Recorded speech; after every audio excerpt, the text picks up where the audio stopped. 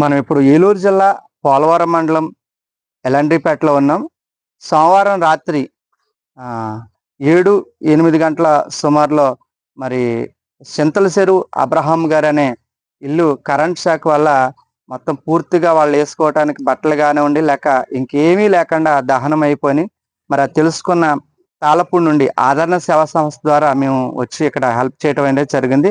మా వంతు చిన్నపాటి హెల్ప్ నిత్యావసర వస్తువులు వాళ్ళు వేసుకోవటానికి కొద్దిగా బట్టలు అయితే అందించడం అయితే కనుక సురేష్ గారు వాళ్ళ మరి హనుమంత్ సార్ గారు అలాగనే నేను కొద్దిగా అనేది కూడా వీళ్ళకి హెల్ప్ చేయడం అనేది జరిగింది. మరి అనేక మంది గుర్తించి మరి మానవత్వ దృక్పథంతో మరి వీరికి అండగా ఉండవలసిందిగా నేను కోరుతా ఉన్నాను. నమస్కారం అండి. ఈరోజు ఎల్లంటిపేట గ్రామం రావడం జరిగింది. రాత్రి మా పాల్ గారు చెప్పడం ద్వారా ఇవన్నీ సేకరించి హనుమంత్ సార్ మాస్టర్ కూడా కొన్ని ఇవ్వడం జరిగింది. మేము కూడా కొంత సహాయం చేసి, ఇది కొద్దిపాటి సహాయం మాత్రమే, కానీ వీళ్ళకి చాలా అవసరం ఉంది, చాలా అక్కరత ఉంది. దాన్ని ఒకసారి గమనించి మనం మనిషికి మనిషి అనేది సాయం చేసుకోగలం. ఎందుకంటే దేవుడు డైరెక్ట్గా వచ్చి ఏది చేయడు, అది మనిషి రూపంలోనే ఉంటాడు. కనుక మనిషికి మనిషి సాయం చేస్తేనే దాన్నే మానవత్వం అంటారు.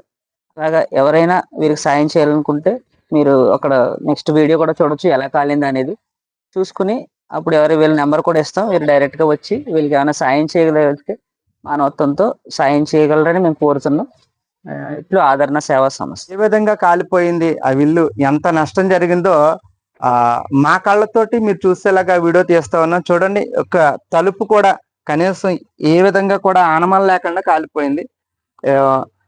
ఇక్కడ కింద చూసినట్లయితే కనుక వీళ్ళు వేసుకునే బట్టలు ఏవైతే ఉన్నాయో కనీసం చిన్నపిల్లలు వేసుకునే బట్టలు చూసారా ఏ విధంగా కాలిపోయినాయో. ఒక బట్ట, ఒక షర్ట్ కానీ, ఒక ప్యాంట్ కానీ, ఒక గౌన్ కానీ, ఒక చీర కానీ ఏ విధంగా లేదు. మొన్నే వాళ్ళ అమ్మగారు మాటల్లో మేము విన్నాము, అప్పు చేసి వాళ్ళ కూతురికి సారి తీసుకొచ్చారంట. వాళ్ళ అమ్మగారు కన్నీరు పరాంతమై చెప్తా ఉన్నారు. బీరువా కానివ్వండి, టీవీ, అలాగనే ఇంకా ఇక్కడ కూలరు, మిగతా వస్తువులన్నీ కూడా నేను అప్పు చేసి తీసుకొచ్చానండి. ఇది టీవీ చూస్తారు ఏ విధంగా దహనం అయిపోయిందో. వాళ్ళ అమ్మగారు అయితే కనుక నా ఇంకా అప్పు కూడా తీరలేదండి, అతి తక్కువ రోజులు అవుతుంది సారి పెట్టి అనేసి చాలా బాధపడుతూ ఉన్నది. పైన చూస్తే కనుక వీళ్ళు ఉండటానికి కూడా నీళ్ళు లేదు, అదంతా కూడా దహనం అయిపోయింది. ఎక్కడ కూడా పెంకిటీల మూల మొత్తం ఎక్కడ కూడా కలప అనేది లేకుండానే కాలిపోయింది. చాలా దారుణమైన విషయం. ఇంకా నయం ఈ పక్కన ఇది కొద్దిగా అంటుకుంది, కానీ వెనక్కాని వెళ్తామైతే కనుక అక్కడే గ్యాస్ పొయ్య, ఫ్రిడ్జ్ ఇవన్నీ ఉన్నాయి. చాలా నష్టం జరుగుతును, కానీ ఇక్కడ ప్రాణ నష్టం ఏం జరగలేదు, కానీ ఆర్థిక నష్టం అయితే కనుక జరిగింది. ఇక్కడి వరకు కూడా మంటలు అయితే రావటం జరిగింది. ప్రాణ నష్టం అయితే జరగలేదు, కానీ ఆర్థిక నష్టం అయితే జరిగింది.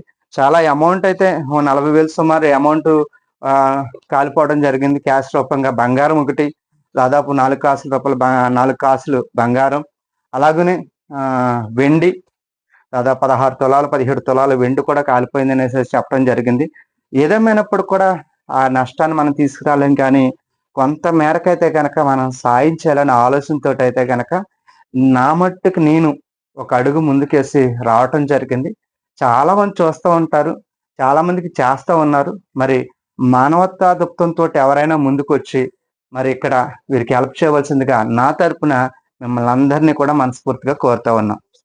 కనుక చిన్న ఉడతాబత్తి సాయం ఏంటంటే కనుక చిన్న సాయం, నిత్యావసర వస్తువులు తీసుకొచ్చాం, వీళ్ళ కొద్దిగా వాడుకోవటానికి ఏదైనా ఉపయోగకరంగా ఉంటుందని కొంత మేరకు మాకు తెలిసిన వాళ్ళ దగ్గర నుండి కూడా బట్టలు కూడా కలెక్ట్ చేసి తీసుకొచ్చాము. అలాగనే కొత్తగా కూడా మేము షాప్కి వెళ్ళి రాత్రి కొన్ని అయితే కనుక కప్పుకోవటానికి దుప్పట్లు, అలాగే సిస్టర్ గారు ఎవరైతే ఉన్నారో వాళ్ళకి టాపు కానివ్వండి, ఇలా తుడుచుకోవటానికి టవల్ కూడా లేవు, టవళ్ళు, అలాగనే చిన్నపిల్లలకి గౌన్లు కూడా కొత్తవే తీసుకురావటం జరిగింది షాపు అడిగి.